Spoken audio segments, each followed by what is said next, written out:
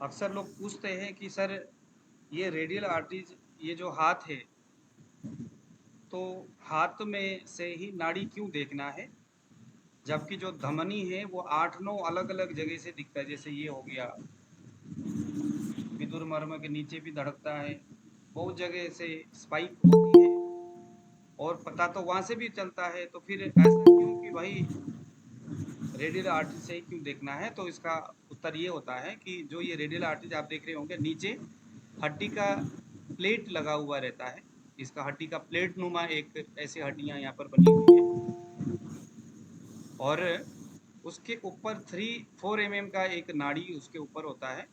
और इसके ऊपर देखिए, आप अपने रेडियल आर्टरीज में यहाँ पर आप अगर देखोगे तो बहुत झिल्ली नुमा, एकदम झिल्ली जैसा यहाँ पर आपके स्किन दिखाई देगा, बहुत पतला, बहुत झिल्ली सा। तो ये जब हम यहाँ पर उंगली लगाते हैं ना, तो वो जो स्पाइक है एकदम एक तो क्लियर भी आता है, और ये जो हड्डी का जो प्लेट बना हुआ है, महज हमारे 4 उंगली तक आ जाए उतना लंबा ये प्लेट है। तो यहाँ से हम प्रॉपर तरीका से शरीर का जो सभी जो व्यवस्थाएं हैं, सभी जो रोगों के बारे में हम यहाँ पर से सीखेंगे, ठीक है। तो ये जो रेडियल आर्टरी है, अभी पहले हम देखते हैं कि इसको नाड़ी को कैसे देखना है। मैं थोड़ा सा अपनी स्क्रीन को थोड़ा बड़ा करता हूँ, इसको स्क्रीन शेयर अभी मैं नहीं करूँगा। अब आप सभी लोग अपने अपने कैमरे को पहले ओपन करेंगे। कैमरे को खोलिए, आप सभी लोग कैमरे को खोलिए। और विशेष करके जो पुराने स्टूडेंट हैं उनको तो पता है लोकेशन किधर क्या कुछ है। जो नए विद्यार्थी है, प्लीज़ आप लोग सामने आ जाओ। और नए विद्यार्थी सामने आना, पुराने भी आए, अच्छी बात है। ये देखिए जरा, हमारा जो ये थंब है, आप लोग देखिए जरा, ये थंब हो गया। यहाँ पर नीचे ये एक गांठ है, आप जरा गांठ तक आइए।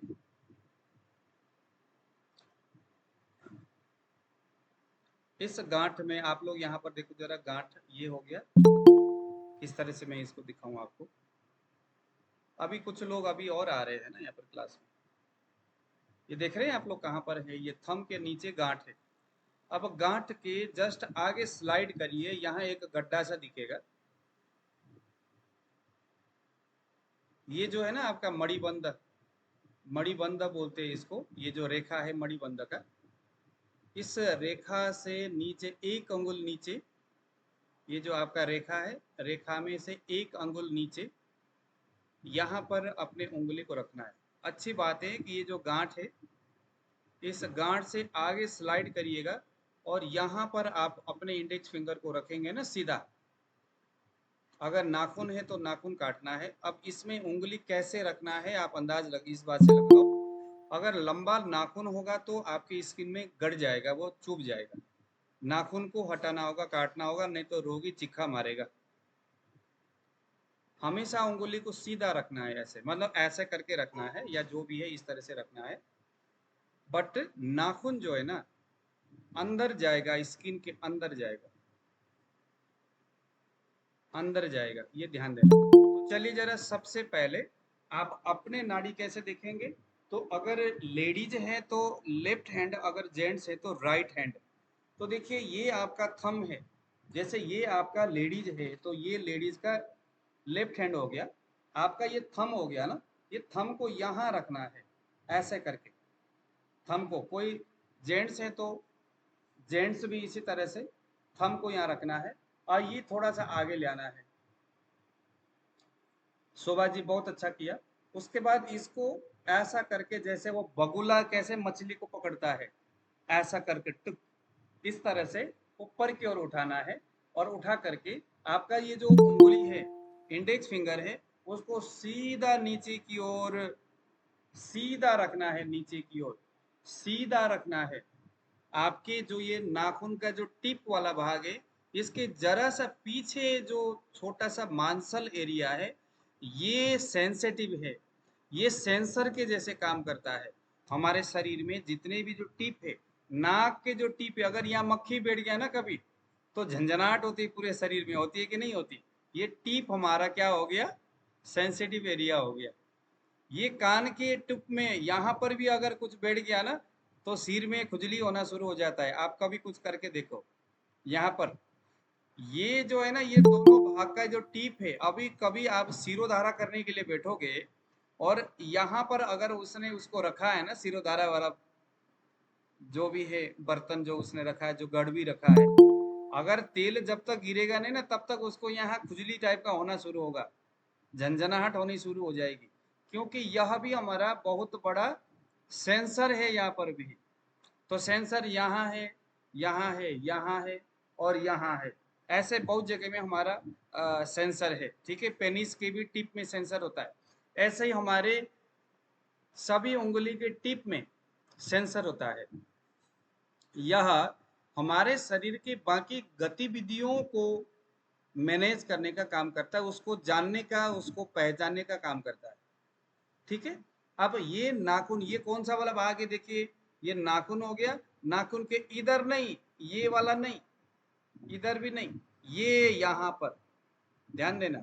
अब ये जो भाग है ना उठा हुआ, इस भाग को आपने यहाँ ऐसे करके टच करना है। तो करिए जरा, पहले टच करना है, सीधा रखना है। मैं यहाँ पर आपको दिखाता हूँ अपने चेक करने के लिए तरीका। ये देखिए जरा, सीधा ऐसे करके रखना है, सीधा सीधा। मैं ऐसा करके दिखाता हूँ, ये आपको सही रहेगा, है ना। ये देखिए, जैसे मान लो ये मेरा रेडियल आर्टरीज है, मैं ऐसा करके ग्रिप करके यहाँ सीधा रखूंगा, ऐसे।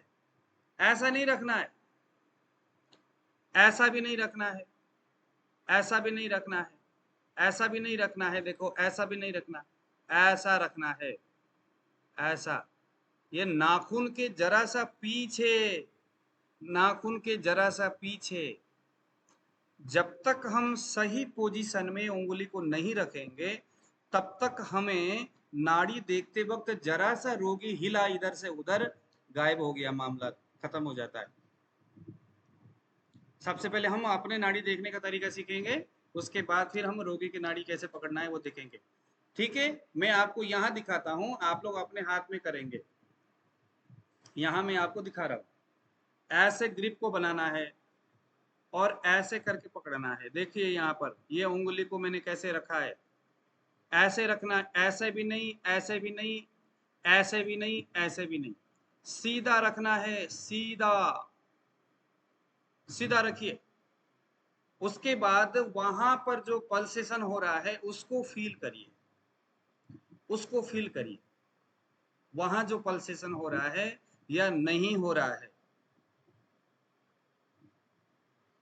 लो कनेक्शन, यहां देखिए जरा, अगर किसी को समझ में नहीं आया, अब यहां पर आप लोगों ने जहां पर नाड़ी में पल्सेशन हो रहा है वहां देखो जरा, कहां उंगली में लग रहा है, स्ट्रोंग लग रहा है कि नहीं लग रहा है। आपके उंगली के, जो आपके उंगली में जो लग रहा है वो बीचों बीच कहीं लगना चाहिए, आगे पीछे मिडल में, डिस्टल में, प्रॉक्सिमल में, मिडल में, कहीं पर भी लगे। एक उंगली पहले, शोभा जी पहले एक उंगली लगाना है।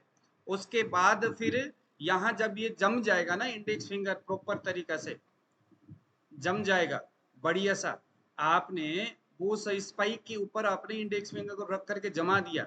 उसके बाद मिडिल फिंगर को उसके आसपास में पहले ढूंढना है कहाँ स्पाइक लग रहा है, पहले ढूंढना है किधर लग रहा है, उंगली से ढूंढना है, और इसको भी इसी तरह से रखना है सीधा, पहले ढूंढना है किधर है। क्योंकि जो बुजुर्ग लोग होते हैं ना, उनके नाड़ी जो है, इंडेक्स फिंगर तो यहाँ है, मिडिल फिंगर है पीछे होता है, पतला नाड़ी होता है, बेचारा कमजोर होता है। जवान जो व्यक्ति होता है उनका तो बड़ा टाइट होता है, सीधा हो सकता है, बुजुर्गों का नहीं कह सकते, घुमा फिरा सा होता है। हाँ जी शोभा जी। मेरा तो पता ही नहीं चल रहा है गुरुजी। हाँ नहीं चल रहा है, कोई बात नहीं, अभी पहला दिन है तो नहीं चलेगा। सभी जो हमारे पुराने, हमारे देवराज जी हंस रहे, इनका भी यही शिकायत तो, है, पता ही नहीं तो चल थोड़ा दबा दबा के करिए, हो जाएगा। रहा। थोड़ा दबाइए उसको, थोड़ा दबा दबा के करिए, हो जाएगा। राइट हैंड में किए थे तो समझ में आ रहा था, लेकिन लेफ्ट में मुझे समझ में ही नहीं आ रहा है। नहीं नहीं, समझ में आएगा, समझ में आएगा, थोड़ा दबा दबा के कीजिए, हो जाएगा।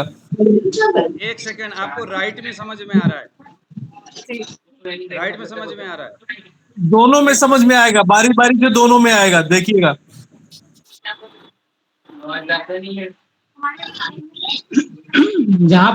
जहां पर गड्ढा है ना, गड्ढा वहां के बीच में अगर रखना है, बिल्कुल इस तरह से इस जगह पे हाँ जी जी जी जी जी, जो गड्ढा है ना, गड्ढा यहाँ पर, ये जो आपका जो ये गांठ है यहाँ पर, इसके आगे स्लाइड करिएगा तो यहाँ पर गड्ढा सा बनेगा एक। गुरुजी दिख नहीं रहा, थोड़ा सा हाथ और इधर। जी अरे सिंपल सी बात है, यहाँ कहीं पर भी रखो, मोटी सी बात है, सीधी सी बात है, कहीं भी रखो, आपको नाड़ी फील जहां हो जाए वही आपका वायु है इंडेक्स फिंगर में। चलो जहां पे टप टप किया, जब जहां टप गुरुजी टप करे वहीं महसूस पे हो रहा है। है दोनों तरफ। जहां महसूस हो देख लीजिए, आगे पीछे करके देख लीजिए। बन गई बात, शोभा जी बन गई। भोला गोस्वामी जी, कैमरे को ऑन करिए, कैमरे बंद नहीं करना। शोभा जी आप पकड़ी बहुत अच्छा है, पकड़ी बहुत अच्छा है, थोड़ा सा आगे पीछे करके देख लीजिए, हो जाएगा। शोभा जी आपके एक बच्ची है क्या, लड़की? एक ही लड़की है ना? अच्छा ठीक है।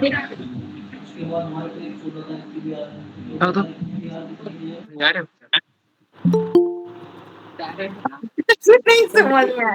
हाँ ठीक है, मुझे समझ में आ गया आपके यहाँ बैठे बैठे।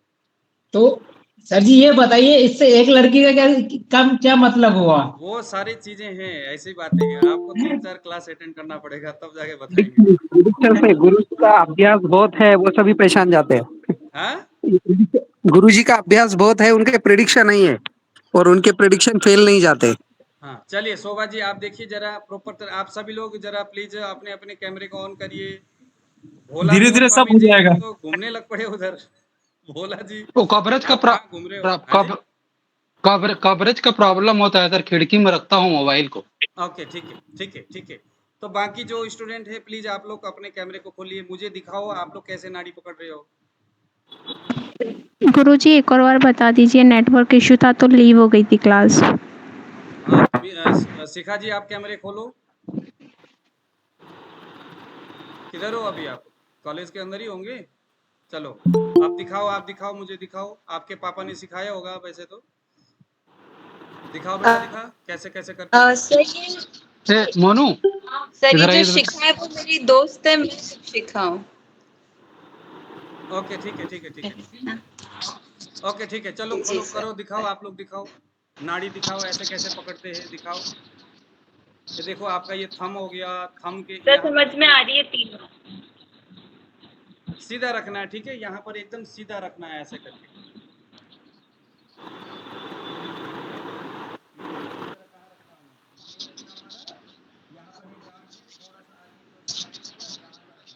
आराम से आगे पीछे कहीं भी हो, बस पल्सेशन लगनी चाहिए।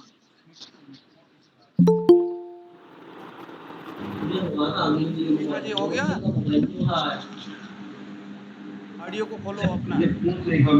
जी गुरुजी, ये जो मणिबंध है, हार्ट बीट सुनाई दे रही है यहाँ पे। हाँ अच्छी बात है, वही तो देखना है। ठीक है, आपको इंडेक्स फिंगर को रखा, अब आपको मिडिल फिंगर को भी रखो जहाँ पर स्पाइक हो रहा है, इंडेक्स हटाना नहीं। अब ज्यादा सुनाई दे रही है। हाँ अब यहाँ पर रखो और रिंग को रखो, एक एक करके तीनों को रखना है। भोला जी आप थोड़ा गलत कर रहे हैं, ऐसा पकड़ना है, ऐसे आपका ग्रिप नहीं बन रहा है। भोला जी आप उल्टा पकड़ रहे हो, आप लेफ्ट हैंड में पकड़ रहे हो, आप लेफ्ट पकड़ रहे हो, राइट पकड़ो। हाँ ठीक है, ऐसे पकड़ना है, ऐसे इधर से नहीं पकड़ना, ऐसे। ये इंडेक्स फिंगर में अपने इंडेक्स फिंगर को जोड़ो, ये देखो दोनों इंडेक्स फिंगर, हाँ ये रहा, ठीक है। दीपशिखा देख रही हो? चलो लेकिन मेल में तो राइट हैंड देखा जाता है क्या गुरुजी? पक्का पक्का आपका, आप पुराने हो, आप तो एक्सपर्ट हो गए। हाँ जी बहुत अच्छा। अब ये तीनों उंगलियों से पहले इंडेक्स फिंगर को रखना है, फिर मिडल को रखना है, फिर रिंग को रखना है। तीनों को रखिए एक एक करके, और उसके बाद आँख बंद करना है, एकदम प्रॉपर तरीके से आँख पूरी तीनों उंगली में रखो, अपना ध्यान तीनों उंगली में रखना है। और मैंने बताया उंगली के एकदम आगे की ओर होना चाहिए, सीधा ऐसे। और ये ध्यान देना, जो कोई स्पाइक हो रहा है तीनों उंगलियों में हो रहा है, वो एक सीध में होना चाहिए, एक सीध में। ऐसा नहीं हो कि भाई आगे एक जगह आगे लगे, एक जगह पीछे लगे, ऐसा नहीं होना चाहिए। जो स्पाइक आ रहा है वो एक सीध में आनी चाहिए। नाड़ी का जो पल्सेशन जो भुटुक भुटुक जो कर रहा है, जो उछल रहा है, जो स्पाइक लग रहा है ना, वो एक सीध में होना चाहिए तीनों उंगलियों में।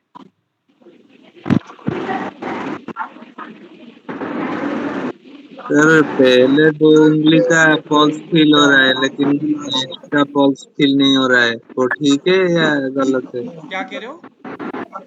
पहले 2 उंगली का पल्स फील हो रहा है, मतलब ये रखने हाँ हाँ नेड़ी हाँ, का ऐसा हो सकता लास्ट है, का फील जरूरी नहीं नहीं है हो कि तीनों उंगलियों में रहा। लगे। ठीक है। ये जरूरी नहीं है कि तीनों ही उंगली में लगे, कहीं पर भी नहीं लग सकता है। और पहली उंगली में ज्यादा लगेगा, पहली हाँ उंगली में ज्यादा लगेगा, तीसरी उंगली में कम लगेगा, तीसरी वाले में कम लगता है। हाँ, हाँ, तीसरे में तो नहीं हाँ, बीच फील नहीं वाले में होता। थोड़ा टप, ज्यादा टप टप टप टप करेगा, और लास्ट वाले में तो एकदम मंद मंद हो जाएगा। चलिए चलिए, एक सेकंड एक सेकंड, अभी वहां तक हम नहीं पहुंचेंगे, नहीं तो सारा गड़बड़ हो जाएगा। चलो हो गया आपका, एक सीध में रखा इसको, एक सीध में रखा। दीपशिखा, जी शोभन जी, सर। हाँ एक सीध में रखो, और वो तीनों को ध्यान से देखिएगा। और जो पल्सेशन, जब आप तीनों उंगली रख रहे, सबसे पहले वायु वाले उंगली को रखना है। ये वायु हो गया, ये पित्त हो गया, ये कफ हो गया। जब हम वायु वाले उंगली को रखते हैं नीचे की ओर, तो आंख से और मन से ये सोचना है, मैं इस उंगली से अभी आकाश और वायु तत्व को देखने जा रहा हूँ। मिडिल फिंगर को रख करके मन में ये भाव रखना है कि मैं अग्नि और जल तत्व को समझने की तैयारी कर रहा हूँ। रिंग फिंगर को रखते हुए ये सोचना है कि मैं जल और पृथ्वी तत्व को समझने का प्रयास कर रहा हूँ। जब हम ये सोचते हैं तो उस अंगुली से बड़ा चमत्कार आपको दिखेगा।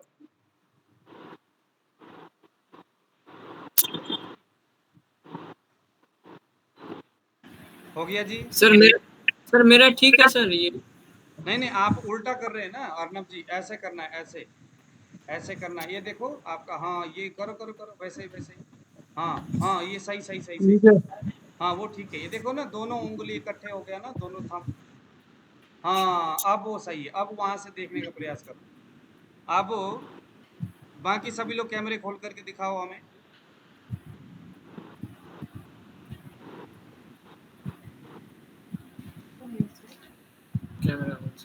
शोभन जी आप जरा दिखाइए, कैसे कैसे कर रहे हो, आप दिखाओ कैसे कर रहे हो। शोभन जी आप दिखाओ कैसे कर रहे हो। हाँ ठीक है, पक्का पक्का पक्का, अच्छा है, ठीक है। नाड़ी पकड़ना आ गया, किसी को कोई गलती हो रही है? अर्नब जी बिल्कुल पक्का पकड़ रहे हो। अब वहां से सबसे पहले बस इतना ध्यान देना कि वो सीधा, एक सीध में सीधा होना चाहिए। मिडिल फिंगर, रिंग फिंगर, तीनों उंगलियां सीधे होनी चाहिए, नीचे की ओर आना चाहिए, आगे पीछे नहीं, उंगलियां हिलनी नहीं चाहिए।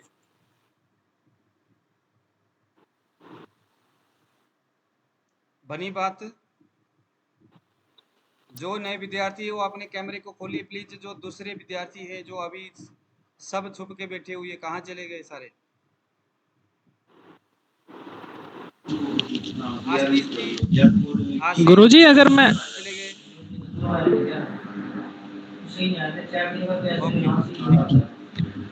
गुरुजी अगर मैं अपने सीधे हाथ से उल्टे हाथ की देख रहा हूँ तो महसूस हो रही है, सीधे हाथ में उतनी क्लियर नहीं हो पा रही है। कोई बात नहीं, कोई बात नहीं, उसका रीजन भी समझेंगे, वो क्या चीज़ है, क्यों है ऐसा, वो हम स्टेप बाय स्टेप समझेंगे बाद में। अभी तो बस जी उंगली को पकड़ना सीखिए। हल्का हल्का दबा के देखिए, हो जाएगा। अब हम क्या करेंगे, वो जो आपका रेडियल आर्टिस्ट में आपने उंगली रखा है, मैं जैसे जैसे बता रहा हूँ वैसे वैसे करना है। आपके तीनों उंगलियों के बीच में एक लगा लो कि जैसे जो ये पेन का जो रिफिल होता है ना, पेन का रिफिल का साइज कितना बड़ा होता है, पेन का जो रिफिल है इसका साइज कितना बड़ा होता होगा?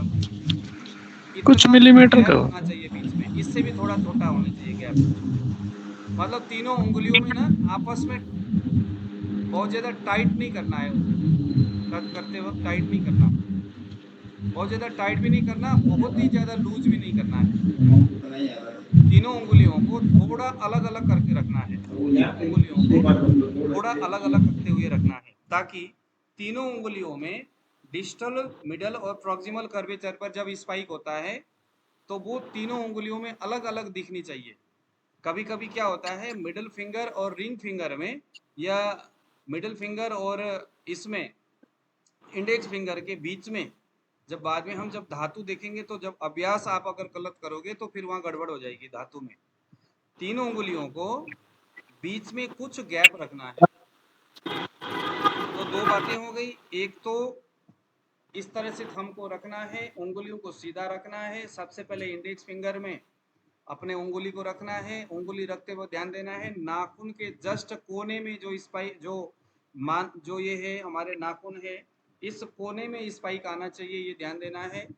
आगे इधर नहीं, पीछे की ओर नहीं आना चाहिए, नहीं तो वो फिसल जाएगा, ग्रिप नहीं बन पाएगा। ग्रिप प्रॉपर बनाना जरूरी है। अगर वो जो अंदर का वो जो जो नाड़ी है वो फिसल जाता है, किसी किसी के जो पित्त प्रकृति वाले लोग होते हैं ना, उनके नाड़ी फिसल जाता है। अगर ग्रिप आप अगर प्रॉपर नहीं बना पाए, अगर बिल्कुल भी इस तरह से नाखून के बीच में रख करके अगर उसको आगे की ओर प्रेस करना अगर आपने अभ्यास नहीं किया प्रॉपर, तो क्या हो जाएगा, बाद में नाड़ी फिसलना शुरू हो जाएगा, फिर देखते देखते सारा मूड खराब हो जाता है फिर। इसीलिए अभी से उसको उंगली को प्रॉपर तरीके से ग्रिप बनाना सीखो। वो जो स्पाइक हो रहा है, वो जो नाड़ी जो धड़क रहा है, उसको इस तरह से कवर करना है कि वो इधर उधर हिले ना, इधर उधर फिसले ना, बस उंगली के बीचों बीच में एक ग्रिप बना करके सामने रहे बस। सुनील जी आप इसको बाहर हो जाओ जरा, ये आपने क्या किया। ओके, बनी बात। अब एक और चीज कर लेते हैं अभी, एक और चीज कर लेते हैं अभी। उस तीनों उंगलियों को अब आपने जो मैंने कहा 4 mm का, पहले ध्यान से सुनिएगा, मैंने कहा जो 4 mm का नाड़ी है उस रेडियल आर्टरीज में कल्पना करो 4 mm का एक पाइप है। उस पाइप को अब हम 4 भाग में नीचे डीप में 1 2 3 4 1 2 3 4 उसको 4 भाग में उसको हम विभक्त करेंगे। आप समझ लो यह एक नाड़ी है, यह एक नाड़ी है, और इसके सुपरफिशियली ऊपर 2 भाग करना है, ऊपर और यहाँ पर 2 और नीचे की ओर 1 और नीचे से थोड़ा सा ऊपर, ये 4 हो गया। प्रैक्टिकली इसको समझाऊंगा तो आपको समझ में आ जाएगा। चलिए जरा नाड़ी में दबाइए, वो 3 उंगलियों को एक साथ प्रेस करिए जरा, शोभा जी करिए, सभी लोग जरा करिए। 3 उंगलियों को सबसे पहले इंडेक्स फिंगर को रखना है और उसके कुछ देर तक स्पाइक को फील करना है, जब तक प्रॉपर अभ्यास नहीं होता है। स्पाइक प्रॉपर फील हो रहा है और मैं ये जान पा रहा हूँ कि मेरे नाखून के जस्ट बगल में जो मांस का जो एरिया है, मेरे उंगली में जो सेंसर वाला भाग है, वहां पर एक सीध में स्पाइक हो रहा है। ये भी ध्यान देना है, एक सीध में एक लाइन में स्पाइक हो रहा है, आगे पीछे नहीं हो रहा है, एक लाइन में हो रहा है। उसके बाद मिडिल फिंगर को उसके बगल में मैंने बड़ी सावधानी से उसको भी उसी एक सीध में मैंने एक लाइन में, इंडेक्स फिंगर में जहां से स्पाइक बह रहा है वो नाड़ी, उसी के बगल में मैंने उसको टच करके उसको रख दिया। अब मेरे धीरे धीरे मिडिल फिंगर में भी स्पाइक लगना शुरू हुआ। जब शुरू हुआ तो मैं अब रिंग फिंगर में भी, रिंग फिंगर को भी उसी तरह से देखूंगा कि कहां पर प्रॉपर मेरा स्पाइक लग रहा है। ये रहा, अब मैंने देखा मेरे तीनों उंगलियों में बरोबर स्पाइक लग रहा है, एक सीध में लगना चाहिए, तीनों उंगलियों में लग रहा है। अब मेरा जो ध्यान है 3 उंगली के नीचे जहां स्पाइक लग रहा है वहां जानी चाहिए, किसी एक में नहीं, तीनों में जाना चाहिए। उसके बाद में अब धीरे धीरे प्रेस कर रहा हूं इसको, आप लोग भी करिए, जरा जरा सा थोड़ा थोड़ा करते हुए नीचे की ओर दबाते हुए जाना है, हल्का हल्का सा, थोड़ा थोड़ा तिल मात्रा में धीरे धीरे दबाते हुए जाइए। दबाते वक्त ये ख्याल रखना है, शोभन जी दबाइए, दबाते हुए ख्याल रखना है कि डीप में नीचे की ओर जा रहे हैं, उंगली में जो नाड़ी है वो फिसल करके आगे पीछे नहीं होना चाहिए। 3 उंगली के नीचे बरोबर आपका ध्यान जाना चाहिए और ये देखना चाहिए कि 3 उंगली एक साथ डीप में जा रहा है, एक साथ। कोई ऐसा बिल्कुल नहीं होना चाहिए कि रिंग फिंगर तो गया ही नहीं, मिडिल फिंगर ही जा रहा है, इंडेक्स फिंगर तो ऊपर ही रह गया। 3 उंगली एक साथ में जाना चाहिए। ये भी अभ्यास करने वाली चीज है।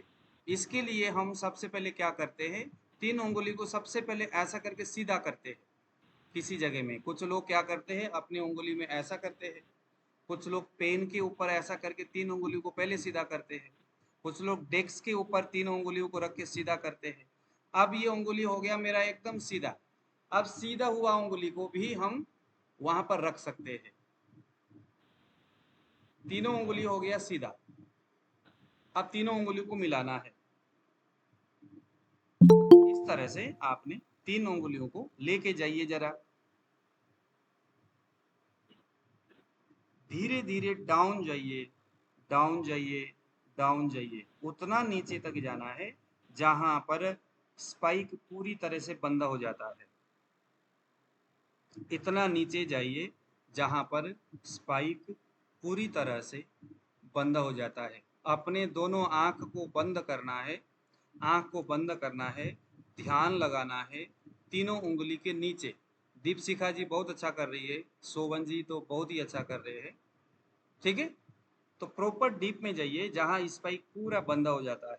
अगर उंगली दर्द हो रही है, हाथ में दर्द हो रहा है, तो हाथ को खोलिए, उंगली को हटाइए, थोड़ा सा रिलैक्स करिए, फिर दोबारा उसी तरह से। बस ध्यान ये रखना, पहले इंडेक्स फिंगर को, फिर मिडिल फिंगर को, फिर रिंग फिंगर को, तीनों को उसको देख करके फिर एक सीध में एक साथ नीचे की ओर लेके जाना है। डीप में जाने के बाद फील करते हुए जाना है स्पाइक किस किस पॉइंट में, कितने नीचे स्पाइक किस तरह से बज रहा है, कहाँ कहाँ लग रहा है, किस किस उंगली में लग रहा है, किस किस उंगली के किस किस कोने में लग रहा है। डीप में चले गए जहां पूरा स्पाइक बंद हो गया। उसके बाद फिर धीरे धीरे ऊपर की ओर आना है, रिलीज करना है, उंगली को रिलीज करना है, उंगली को उठाना नहीं है, स्किन को रिलीज करना है। डाउन जाते वक्त स्किन को दबाते हुए जाना है। ध्यान देना कि सिर्फ 4 mm की नाड़ी है, बहुत ज़्यादा भी दबाने की ज़रूरत नहीं है, ज़रा सा दबाओगे तो भी समझ में आ ही जाएगा। जब डीप में जाकर के ऊपर की ओर आओगे तो रिलीज करना है स्किन को, उसको हाथ को उठाना नहीं है, लेकिन आपका ध्यान प्रॉपर उस जगह में जाना चाहिए। समझ लेना, अपने आँख को बंद करिए। मैं एक चीज़ और बताता हूँ, इस विद्या को सीखने से पहले हमें एक और चीज है जिसको सीखना जरूरी है, मुझे ऐसा लगता है, जिसका नाम है टेलीपैथी। टेलीपैथी सुना है आप लोगों ने? टेलीपैथी ऐसी विद्या है जो हम किसी दूसरे वस्तु के शब्द, भाषा और व्यवहार को फील कर पाते हैं। देवराज जी के मन में क्या चल रहा है, मुझे वो चीज फील होती है। शोभा जी के मन में क्या चल रहा है, मुझे वह चीज फील होनी। जब ये चीज फील होगा तो क्या हो जाएगा, नाड़ी में जो स्पर्श हो रहा है, जो स्पाइक हो रहा मन की बात जानना। है, मन की बात जानना बेसिकली वो तो, लेकिन नाड़ी की बात जानना, हृदय की बात जानना भी तो मन की बात जानने जैसा ही है भाई। हम जो रेडियल आर्टरीज में जो उंगली से जो हम जिस चीज को जो हम दबा रहे हैं अभी, बेसिकली क्या है, हमारे हार्ट से जो सिस्टोलिक डायस्टोलिक प्रेशर जो क्रिएट होता है, उससे जो प्राण वायु और रंजक पित्त जो उछलते हैं, डाउन होना उछलना जो करता है, ये क्या है, ये हृदय से होने वाली एक क्रिया है। हृदय एक चेतना का प्रतीक है। तो बेसिकली हम ये रेडियल आर्टरीज में उंगली लगा करके किसको समझना चाहते हैं, हम हृदय की उस भाषा को, हृदय की उस गति को, उसकी सुख दुख को हम अनुभव करना चाहते हैं। हृदय को चेतना का प्रतीक माना जाता है। हृदय को चेतना, हृदय चेतना का केंद्र बिंदु है। हमारे शरीर में कितने ही वे अर्गन जो अच्छा है बुरा है, कंटिन्यूसली हार्ट से निकलने वाला जो रस और रक्त है व्यान वायु के माध्यम से समूचे अर्गन तक हमेशा जाता रहता है। श्वास प्रश्वास के माध्यम से जो ये चीजें हो रही है ना, हार्ट से भी तो लप जप होता रहता है। उस लप जप में ब्लड का बाहर निकलना और बाहर निकला हुआ ब्लड मल और सारे मलों को अनुलोमन करता है और वो हृदय तक आता है, अपने अपने कोष्ठ में छोड़ते हुए हार्ट तक पहुंचता है। ये गति चलता रहता है। अब हम जो ये उंगली लगा रहे बेसिकली किस लिए लगा रहे? इसलिए लगा रहे हैं क्योंकि जो हार्ट है वो चेतना का केंद्र बिंदु है। उसमें इतनी चेतना है कि मेरे गॉल ब्लैडर के अंदर क्या चल रहा है हार्ट को पता होता है। मेरे लीवर में क्या चल रहा है, लीवर की कंडीशन कैसी है, वो सुख या दुख किस चीज से पीड़ित है, सुखी है या अगर स्वस्थ है तो सुखी होगा, अगर अस्वस्थ है तो दुखी होगा। तो लीवर की, स्प्लीन की या हर तरह शरीर की जो सभी जो ऑर्गन है या सभी शरीर के जो परमाणु है इवन की, उन सभी की गतिविधियों को भी सुख और दुख के रूप में जानने वाला सिर्फ हार्ट है। और वही हृदय चेतना हमारे कभी ब्रेन में, कभी हमारे आंख में, कभी कर्मेंद्रिय ज्ञानेंद्रियों को भेजने वाला कौन है? हृदय है। और हमें जो अलग अलग जगह जो स्पाइक होता है, जैसे किसी की थायराइड है तो थायराइड में यहाँ चेक करते हैं, ये भी हम आपको सिखाएंगे बाद में। यहाँ चेक करके हमें पता चल जाता है थायराइड है कि नहीं है। तो हमारी उदान वायु, प्राण वायु और मज्जा धातु की कैसी व्यवस्था है, मेद धातु की कैसी अवस्था है, ये हृदय से उत्पन्न होने वाला जो प्राण तत्व है, जो चेतना का केंद्र बिंदु हृदय से संपर्क होकर के आने वाला ब्लड का जो तरंग है, उस तरंग में सुख दुख की भाव है। एक आदमी दुखी होकर के आता है तो दूर से पता चलता है कि नहीं चलता, इस आदमी में कोई ना कोई बात है, बेचारा दुखी है। और कोई आदमी किसी को रास्ते में आते हुए मिल गया पैसे, मान लीजिए दीपशिखा को बहुत लाखों का गठरी मिल गई, तो इनके साथी जितने भी जो लड़कियां हैं वो तो पूछेगी भाई तेरे खुश क्या बात है, खुश है आज तू मंद मंद मुस्कुरा रही है, तेरे मुस्कान हट क्यों नहीं रहा है, क्या चक्कर है? तो खुशी की जो भावनाएं हैं वो अगर हम चाहे तो भी नहीं छुपा सकते, और दुख की जो भावनाएं हैं वो हमारे चाहने से भी नहीं छुपता, क्योंकि भावनाओं को व्यक्त कौन करता है? हृदय। हृदय से उत्पन्न होने वाली सुख दुख की जो भावनाएं हैं वो हमारे चेहरे में आ जाता है। तो वो सुख दुख की हमारे ऑर्गन के, हमारे हर तरह के शरीर के अंदर की जो मैकेनिज्म है, उसकी सुख दुख की बातें किसको पता है? हृदय को। और ब्लड सर्कुलेशन कहाँ से होता है? हृदय से। तो ये जो रेडियल आर्टरीज है, ये रेडियल आर्टरीज में भी ब्लड सर्कुलेट होता है। डायरेक्टली हार्ट से आने वाला एक नाड़ी है यहाँ पर, जब हम यहाँ पर करते हैं, उंगली लगाते हैं, तो हार्ट से आने वाला जो ब्लड है, उस ब्लड में सुख दुख रूपी हृदय और अर्गन का जो तरंग है वो उस ब्लड में निहित है। कितना सूक्ष्म है ये आप देखो नाड़ी। उस छोटे से उस तरंग को हमें नाड़ी के माध्यम से पकड़ना है कि ब्लड का यह तरंग जो मेरे 3 उंगली में कहीं लग रहा है, यह तरंग मुझे बताता है कि इसके लीवर में, इसके स्प्लीन में, इसके हार्ट में, इसके गॉल ब्लैडर में कहीं कुछ दिक्कत है। तरंग का अपना स्वभाव होता है, वह स्वभाव को हमने कफ पित्त वात 3 प्रकार के गति से हमने उसको मापा है। अगर कफ होगा तो उसका वाइब्रेशन कुछ और होगा, पित्त होगा तो हार्ट की वाइब्रेशन कुछ और होगा, और वात होगा तो उसकी वाइब्रेशन कुछ और होगा। तो बेसिकली 3 उंगली से हम उस वाइब्रेशन को, उसकी गति, उसकी तरंग को पकड़ करके हम वहां से बता सकते हैं कि इस हार्ट से निकलने वाला जो ये तरंग हमें बताता है, इसके लीवर में सुख है या दुख है, इसके स्प्लीन में दुख है, दुख का कारण ये है, कफ है या पित्त है, वात है। अगर लीवर में कफ है तो क्या होगा? फैटी लीवर होगा, स्ट्रेस में है लीवर। अगर पित्त होगा तो क्या होगा? पित्त से भी फैटी लीवर होता है। लेकिन पित्त अगर होगा तो फैटी लीवर करने वाला है जलीय अंश, पानी होगा, पानी से बड़ा भरा हुआ है। अगर कफ जैसा तरंग है और लीवर की बातें समझ में आ रही है तो पृथ्वी तत्व कफ में होता है, तो कुछ लीवर भारीपन संघर्ष कर रहा है, कोलेस्ट्रॉल वगैरह उसमें कुछ बढ़ा हुआ हो सकता है। अगर वायु का जैसा तरंग है और लीवर की बातें वो करता है तो निश्चित बात है लीवर श्रिंकी हो रहा होगा, लीवर कमजोर हो रहा होगा, काम नहीं कर पा रहा हो, क्योंकि वायु कमजोर देता है, कमजोरी करता है, काम करने नहीं देता। अर्गन को, प्रकृति को, पदार्थों को वायु कमजोर करता है, सुखा देता है, तो वही गतिविधि वहां पर चल रहा होगा। तो चलिए जरा एक बार और फील करते हम। 3 उंगलियों को बरोबर रखना है और उसके बाद एक साथ एक सीध में 3 उंगलियों को नीचे को प्रेस करते हुए डीप में जाना है, जहां पर जाने से किसी भी प्रकार का कोई स्पाइक नहीं दिखता है। उसके बाद धीरे धीरे उंगली को रिलीज करना है, धीरे धीरे धीरे धीरे इस उंगली को रिलीज करके फिर एंड में उस टिप में जाना है, एंड में उस टिप में जाना है।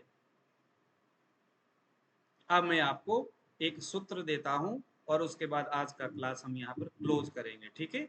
और मैंने आपको बता रहा हूं मैं आपको कि कल आप लोगों ने कुछ ने तो 20 लोगों के नाड़ी डेफिनेटली देखना है। मैं बता रहा हूं अगर ऐसा नहीं किए तो इस क्लास में आने का कोई औचित्य नहीं बनेगा आपका, ये ध्यान देना।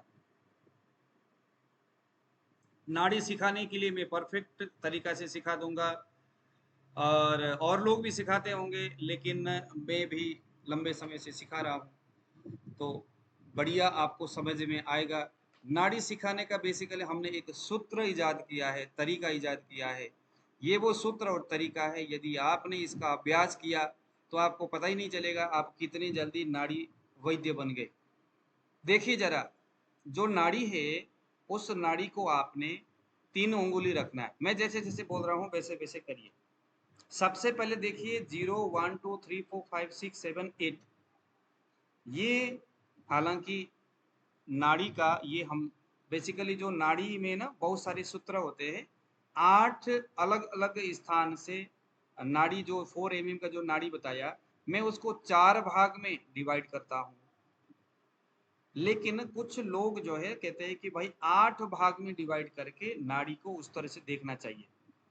लेकिन आप देखिए जरा, आप लोग जरा अपने नाड़ी को चेक करिए। हम यहाँ पर सिर्फ 8 नहीं बल्कि 4, 0 1 2 3, 0 1 2 3 7 6 और 8, इतने को हम यहाँ पर समझेंगे, ठीक है।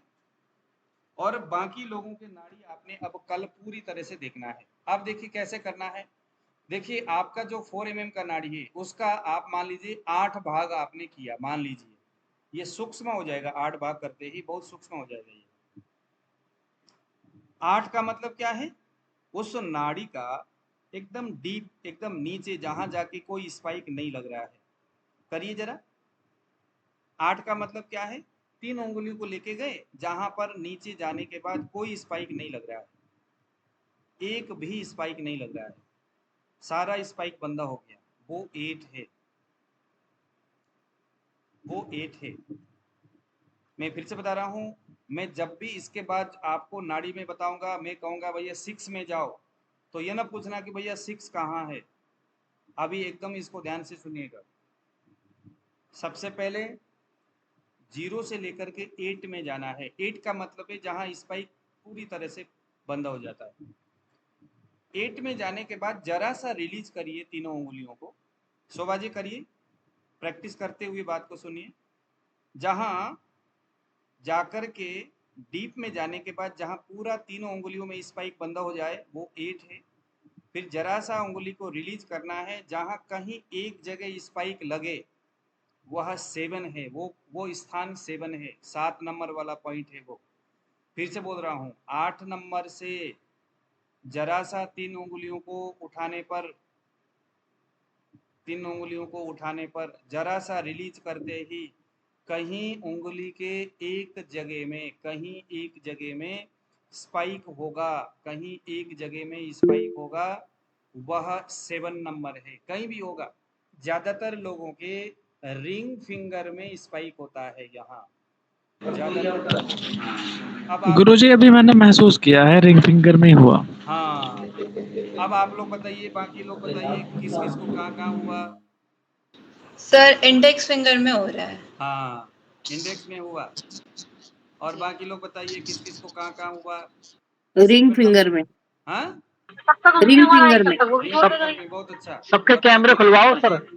हाँ, सबके कैमरे खुलवाओ तभी तो पता रिंग लगेगा। फिंगर नहीं। नहीं मान नहीं रहे जी, कैमरे खोलना नहीं मान रहे। सर ये पूछना चाह रहा माता सर जी ये कहने पूछना चाह सीखेंगे रहा था कैसे फिर? कि हाँ रंजीत जी, जरूरी है सर, जरूरी है कि सिर्फ एक ही उंगली में सर वो मतलब कि पल्स फील हो, दो में भी तो हो सकता है क्या? वो भी हो सकता है। अगर ज्यादा हो गया तो आप बहुत ज्यादा ऊपर आओगे, जरा सा रिलीज करना है। एक लगा लो कि राई के दाने कितना होता है बड़ा, राई के दाने, राई के दाने से भी आधा समझ लो उतना रिलीज करना है। जहां डीप में चले गए हैं, जहां पर स्पाइक पूरा बंद हो गया, उसके बाद एक राई के आधे दाने बरोबर रिलीज करना है। उसके बाद भी कहीं स्पाइक नहीं हुआ तो उंगली को रिलीज करो पूरी तरह से, फिर डीप में जाओ, क्योंकि अभ्यास ऐसा ही होगा। पूरी तरह से उंगली को रिलीज करिए, फिर उसके बाद 8 में जाना है, क्योंकि बार बार इसको दबाते रहोगे तो ब्लॉक हो जाएगा सारा मामला, उंगली दर्द करना शुरू करेगा। सर वो बंद नहीं हो रहा है, कितना डीप जाना है समझ में नहीं आ रहा है बंद नहीं हो रहा है, जी। बंद नहीं हो रहा है, बंद ना होना। जी सर, हल्का हल्का सेंसेशन फील हो रहा है, एकदम बंद नहीं हो रहा। अच्छा, बंद नहीं हो रहा है, ठीक है। वो बंद नहीं हो रहा है तो वो उसका भी एक रीजन है, बंद न होना भी एक रीजन है। आपके शरीर में हार्मोनल कोई जेनेटिक प्रॉब्लम हो सकता है, मतलब कि चाहे किसी किसी को साइनस होता है, किसी किसी को हम कहते हैं ना एलर्जी बोलते हैं, एलर्जी बोलते हैं, जिसका स्पाइक डाउन तक जाने पर भी बिल्कुल भी स्पाइक बंद नहीं होता। उसमें दो तीन बातें हैं, या तो उसको किसी चीज से एलर्जी है, या तो वो किसी दीर्घ रोग से पीड़ित है। अब वो जो स्पाइक बंद नहीं हो रहा है, उसके स्पाइक की क्वालिटी को हमें चेक करना होता है। वो खैर बात बहुत पीछे की बात है। वो अभी अगर नहीं हो रहा है तो कोई बात नहीं, नहीं हो रहा है तो कोई बात नहीं। जिनका हो रहा है वो उनकी बात है, जो नहीं हो रहे हैं वो सेलुलर लेवल में कोई ना कोई अस्वस्थता है, वो हम बाद में चर्चा करेंगे, ठीक है। अभी आप डीप में जाओ और पूरी तरह से स्पाइक को बंद करो, उसके बाद जरा सा रिलीज करो। जरा सा रिलीज होने के बाद, जिसका बंद नहीं हो रहा है वो किसी औरों के नाड़ी चेक करो, और बाद में हम, अब आपके मन में एक खुजली होनी चाहिए कि भैया मेरा नहीं हो रहा है तो क्या हो सकता है। अब ये खुजली बरकरार रहेगा और बाद में क्लास के एंड में हम आपको बताएंगे कि ये क्या चीज़ है, उसके क्या क्या अलग अलग कैसे पॉइंट ऑफ व्यू कैसे कैसे है। अच्छा, तो 7 नंबर में आए आप। 7 नंबर का मतलब जरा सा, किसी किसी के ज़्यादातर रिंग फिंगर में, क्योंकि रिंग फिंगर का मतलब क्या है, हमारा देखो हार्ट से जब ब्लड सर्कुलेट होकर के आगे की ओर जाता है ना, तो सबसे पहले आपके रिंग फिंगर के प्रॉक्सिमल कर्वेचर पर वो जाने वाला ब्लड वहां टकराएगा। तो सबसे पहले टकराने वाला उंगली कौन है, रिंग फिंगर का प्रॉक्सिमल कर्वेचर। हार्ट से जाकर के जो सबसे पहले टकराएगा वो रिंग फिंगर के प्रॉक्सिमल कर्वेचर है। रिंग फिंगर ये यहां पर टकराएगा, इस कोने में टकराएगा। इसका मतलब है कि हार्ट से आने वाला जो ब्लड है अभी मुझे फील हो रहा है, ठीक है। उस 7 नंबर, आपको 8 नंबर पता चला जहां डीप में कोई स्पाइक नहीं हो रहा है, जरा सा ऊपर की ओर आओगे तो 7 नंबर हो गया जहां एक बार आपको स्पाइक फील होगा। उसके बाद जरा सा ऊपर की ओर आओ 6 नंबर में, अब जरा सा ऊपर की ओर आना है। 6 नंबर में आने का मतलब है अब आपको 2 या 2 से ज्यादा उंगली में स्पाइक लग सकता है, एक या एक से ज्यादा उंगली में स्पाइक लग सकता है वहां पर। यानी वहां वो एक ऐसा पॉइंट है जहां पर अब आपको 7 नंबर में पहले क्लियर स्पाइक नहीं जा रहा था, बट अब 6 नंबर में स्पाइक बड़ा क्लियर होगा, क्लियर होगा। 6 नंबर में क्लियर होने पर जरा सा रिलीज किया, देखो पहले 8 था जहाँ पूरा आपने इसको बंद किया, उसके बाद जरा सा रिलीज करने का नाम है 7 नंबर, उसके बाद और रिलीज करने का नाम है 6 नंबर। 6 नंबर में आने का मतलब है, अभी कभी कभी क्या होता है ना, किसी किसी का जो पित्त प्रकृति वाले लोग होते हैं उनका स्पाइक धड़ धड़ धड़ धड़ करके शुरू हो जाता है। अब हमें क्या करना है, अब हमें क्या करना है, जरा सा नीचे की ओर प्रेस करना है, प्रयास करना 7 से 6 में आते वक्त जितना आपने गैप छोड़े थे ना उसके आधा नीचे जाना है, यानी 7 से थोड़ा ऊपर 6 से थोड़ा नीचे। जब ऐसा करोगे तो वह जो स्पाइक है उसकी क्वालिटी एकदम आपको समझ में आएगा कि किस किस उंगली में लग रहा है। फिर से बता रहा हूँ, पहले 8 में जाना, पूरा ब्लॉक किया, फिर उसके बाद 6 में आ जाओ बेशक, ये 7 तो मैंने बीच की बात बताई, 8 में जाकर के 6 में आओ, 6 में जाकर के 7 में जाओगे ना, तो आपको बड़ा क्लियर क्वालिटी समझ में आ जाएगा कि नाड़ी आपका बोलता क्या है, उसकी भाषा हम बाद में समझेंगे। अभी जस्ट इतना करो, जस्ट इतना करो, पहले 8 में जाना है, फिर 6 में आना है, फिर 7 में जाना है, ये हो गया आपका फाइनल सूत्र।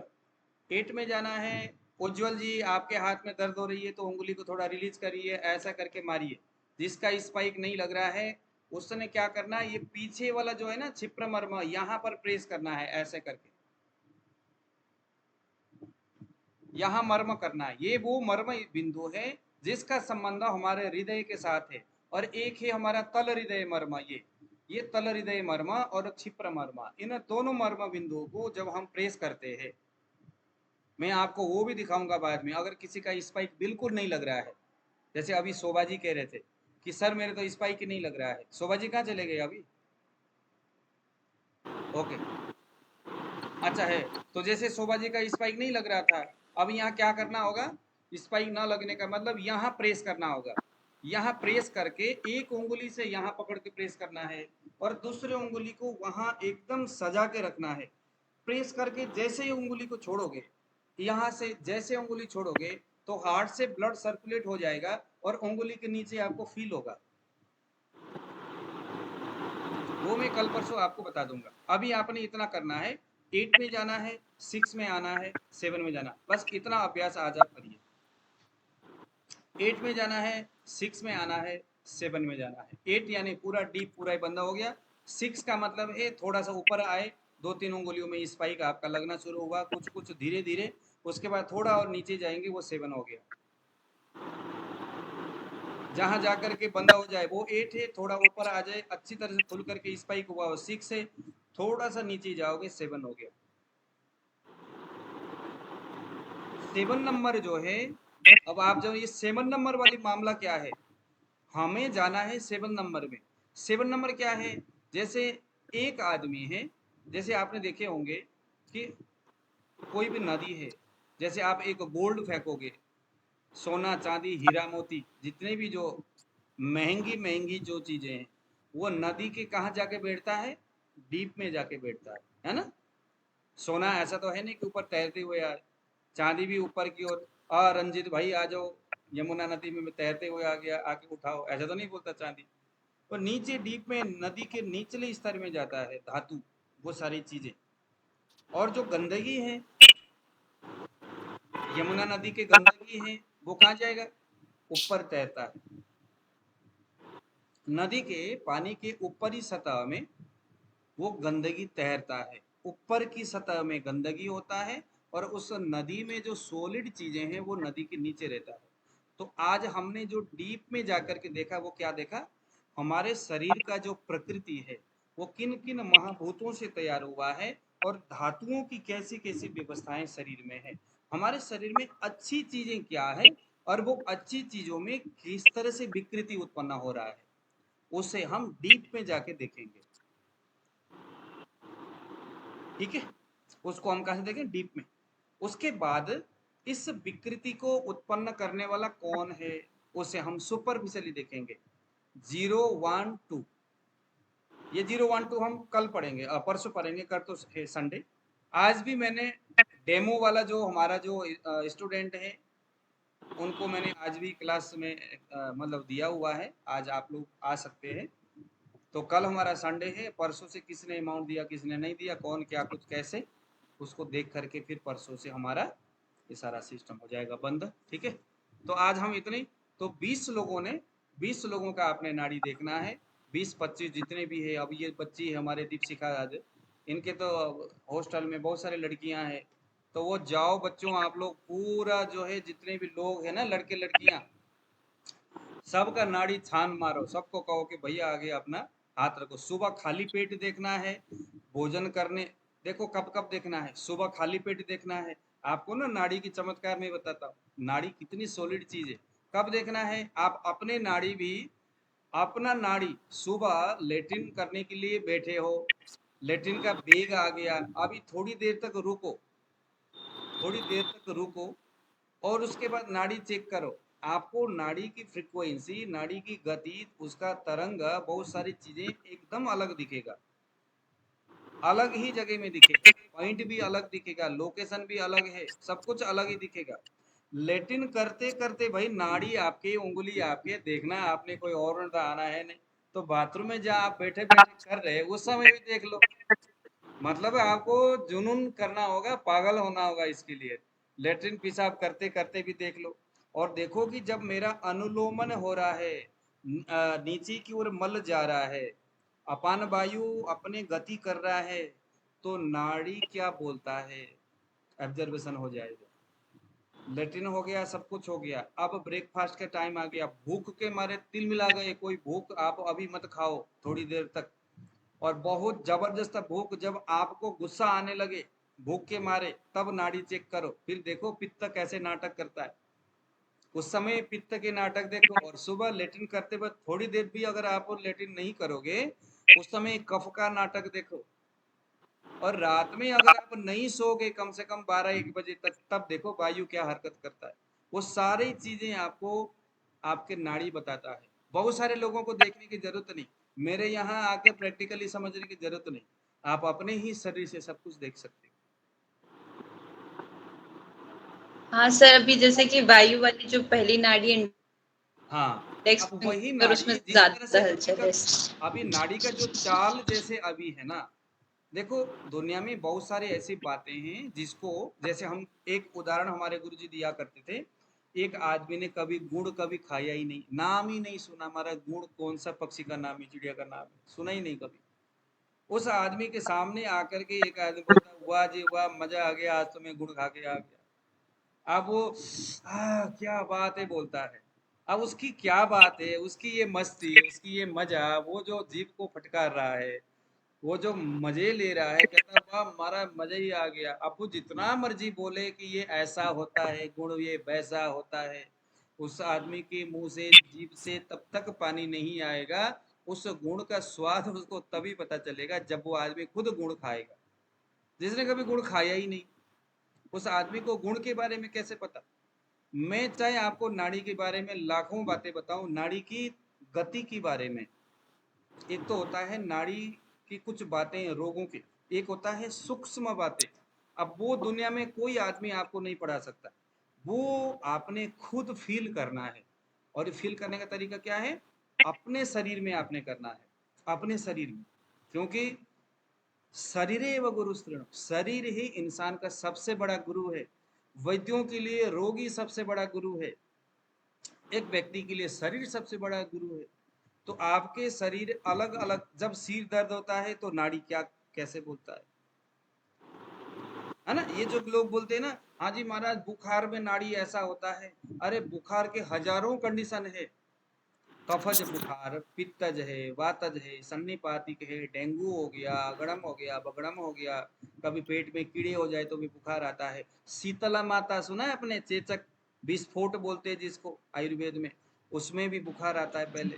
तो बुखार तो अलग अलग तरीका से आ रहा है, और आप कहोगे हाँ जी बुखार में ऐसे नाड़ी दिखता है, नहीं। अगर हम नाड़ी की गति को जान लिया हमने, कफ के शीत गुण में नाड़ी कैसे दिखता है, कफ के गुरु गुण में नाड़ी कैसे दिखता है, अगर ये चीज हमने ध्यान से देखा, ऑब्जर्वेशन किया खुद के ऊपर, किसी औरों के ऊपर नहीं, तब समझ लो कि कोई भी व्यक्ति आपके पास आया, उसके बुखार है तो उसकी चिकित्सा आप प्रॉपर दे पाओगे। क्योंकि नाड़ी से आप समझ पाओगे कि नाड़ी में जो बुखार है वो कफज है, कफ के कौन सा गुण है, सब कुछ समझ में आएगा। फिर चिकित्सा करना इतना मजा आता है ना, पूछो मत। एक दवाई उसके पूरा कैंसर को ठीक कर देता है। कैंसर के करके आयुर्वेद में उलझना नहीं है। आयुर्वेद में कौन सा दोष, उस दोष का कौन सा गुण, वो डीप में लग रहा है, 7 नंबर में लग रहा है, 6 नंबर में लग रहा है, 4 नंबर में लग रहा है, 3 में, 2 में, 1 में, 0 में, कहाँ लग रहा है, वो वेरिएशन करेगा, वो चीजें डिसाइड करेगा कि अब उसको हमें क्या चिकित्सा देना है। बुखार के किस अवस्था में रोगी मेरे पास आया है, आम अवस्था में है, पक्व अवस्था में है, जीर्ण अवस्था में है, निराम अवस्था में है, बहुत सारे अवस्थाएं होते हैं एक रोग के। तो सिर्फ फीवर कहने से थोड़ी बात बनेगी।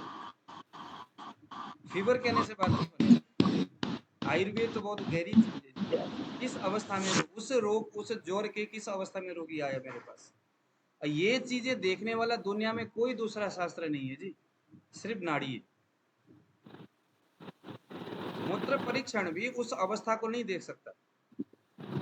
आम और निराम तो देखेगा, लेकिन वो उसके बीच की जो गति है वो नहीं। लेकिन नाड़ी हर एक अवस्था को देखता है।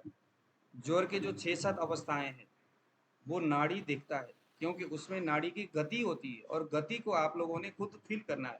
फील करने का तरीका है कि जुनून हो जाए आपके अंदर, एक पागलपन आ जाए कि भाई हमने तो देखना ही देखना है। हमेशा रात में सोते वक्त गुस्सा आ गया, एक दिन किसी के साथ लड़ो, शोभा जी अपने हस्बैंड के साथ झगड़ा करो, और वो करे, ये आपसे करो, बड़ा लाल पीला हो गए, उसके बाद नाड़ी देखो। फिर उसके बाद देखो कि इस समय में वायु बढ़ता है या पित्त बढ़ता है।